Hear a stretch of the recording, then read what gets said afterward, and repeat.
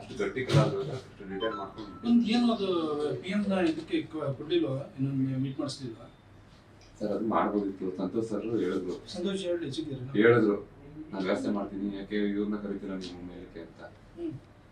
ಅಲ್ಲಿ ಟ್ರಸ್ಟ್ ಅವ್ರು ಅದೇನು ಗಾಬರಿ ಏನಂತ ಗೊತ್ತಿಲ್ಲ.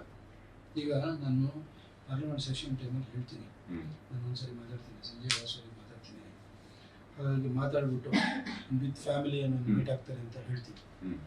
ಅದು ಈ ಬರೀ 8-9 ದಿನ ಸೆಷನ್ ಇರೋದು, ಒಂದು ಅವಕಾಶ ಸಿಕ್ತು ಅಂತಂದ್ರೆ ಬೀಟ್ ಬಂದ್ಬರು ಅಂತ. ಇದೊಂದು ಒಳ್ಳೆ ನಾನೇ ಪ್ರಿಂಟ್ ಆಗಿ ತಂದ್ಕೊಡ್ತೀನಿ ಸರ್ ನಿಮ್ಗೆ ಇಲ್ಲಿ ಮಾಡಿಸಿ ತಂದ್ಕೊಡ್ತೀನಿ.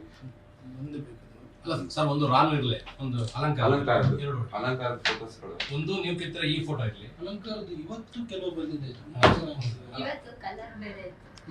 ಸರ್. ಬಟ್ಟೆ ಅವರು ಮನುಷ್ಯ ಪಾಟಿ ಇವ್ರನ್ನ ಅಪಾಯಿಂಟ್ ಮಾಡ್ಕೊಂಡಿದ್ರು, ಒಂದು ವಾರಕ್ಕೆ ಏನೇನ್ ಬೇಕು ಎಲ್ಲ ಕಡೆಯಲ್ಲೂ ಹೊಲ್ಸ್ಕೊಡ್ತೀವಿ. ನಾನು ಹಿಂಗೆ ಬೇಕು ರಿಂಕಲ್ಸ್ ಹಿಂಗೆ ಬೇಕು ಅಂತ ನಾನು ಕೂತ್ಕೊಂಡು ನೀವ್ ಇದ್ರೆ ಕೆಡಿಸ್ಬಾರ್ದು, ಅಲಂಕಾರ ಏನು ತಪ್ಪಾಗಬಾರ್ದು, ಇಬ್ರು ಬ್ಯೂಟಿ ಕಾಣ್ಬೇಕು ಅಂತ ಹೇಳಿ ನಾನು ನಿಂತ್ಕೊಂಡು. ಅಲ್ಲ ಅದು ನಮಗೆ ನಾರ್ತ್ ಇಂಡಿಯಾದಲ್ಲಿರೋ ಸೌತ್ ಇಂಡಿಯಾ ದೇವಸ್ಥಾನ ಅನ್ಸುತ್ತೆ ವಿಗ್ರಹ ಅಲಂಕಾರ ನೋಡಿದ್ದು. ನ್ಯೂಸ್ ಫಸ್ಟ್ ನಿರ್ಭೀತಿಯಿಂದ ನಿಮ್ಮ ಪರವಾಗಿ.